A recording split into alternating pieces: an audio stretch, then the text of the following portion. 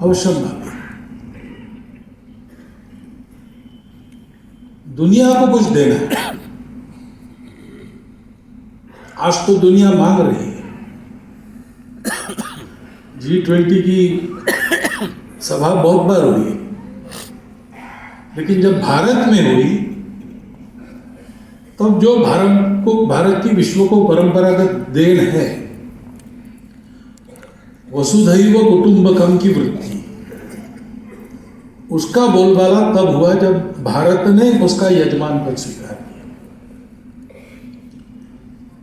तो संपूर्ण अस्तित्व को एक ही स्रोत से निकला, विविध रूपों में एक का ही संसार मानकर उसके साथ भौतिक जगत में व्यवहार करने वाला और उसको आध्यात्मिक जगत की ओर अग्रसर करने वाला जो धर्म है, जिसके अनुशासन में अर्थ काम को चलना है, उस धर्म को देने के लिए भारत है। क्योंकि उस धर्म पर संकट है। विचारधाराओं की बात हुई, लेकिन एक महासंकट है। वो किसी भी विचारधारा को शुद्ध नहीं रखता, सबको निगल लेता है, सबको कैंसल कर देता है। कैंसल शब्द भी वहीं से आता है। और वो कहता है सारी ही व्यवस्थाएं गलत है, दूसरों का विचार करना गलत है, जितना कुछ मंगल माना जाता है वो सब गलत है। स्वैर होकर मनुष्य ने व्यवहार करना चाहिए, अपने मन में आता है वैसा चलना चाहिए। हम सब लोग संस्कृति के गुलाम हैं, परंपरा के गुलाम हैं, राष्ट्रों के गुलाम हैं, शासन अपने अपने शासन के गुलाम है। और ये बताकर करते क्या है, स्वतंत्र नहीं करते किसी को, सबको अपने गुलामी में जकड़ते हैं। ऐसा एक महासंकट बहुत दिनों से चलता आ रहा था। उसके बारे में विस्तृत जानकारी तो आज मिल रही है, लोग धीरे धीरे उसको पहचान रहे हैं, उसकी चर्चाएं शुरू हो गई है, अपने तक भी आएगी। लेकिन वो बड़ा पुराना षड्यंत्र है और वो चल रहा है।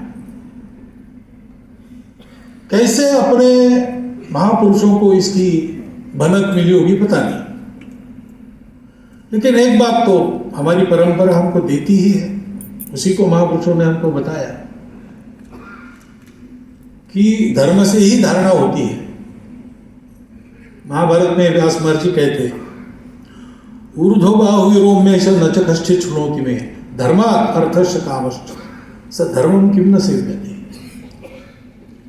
सारे जीवन की धारणा धर्म से होती है। वो सबको जोड़ता है, सबको मिलाता है, बिखरने नहीं देता, एक साथ सबको उन्नत करता है। सारी विविधताओं का स्वीकार स्वागत उसमें है, क्योंकि उस धर्म के मूल में अस्तित्व की एकता का सत्य है।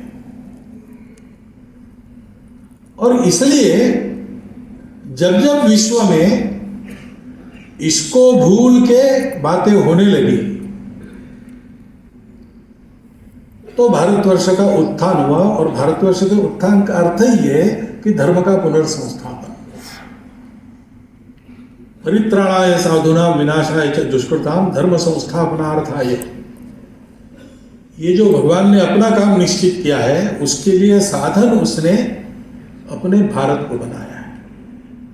और इसलिए भारत स्वतंत्र हुआ, यानी अंग्रेज गए और अंग्रेजों की जगह उनकी कुर्सियों पर हम बैठने लगे।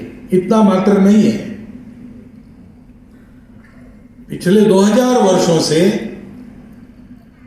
जाने अनजाने चाहे अनचाहे बिना इस धर्म को जाने एक अधूरे दृष्टिकोण के आधार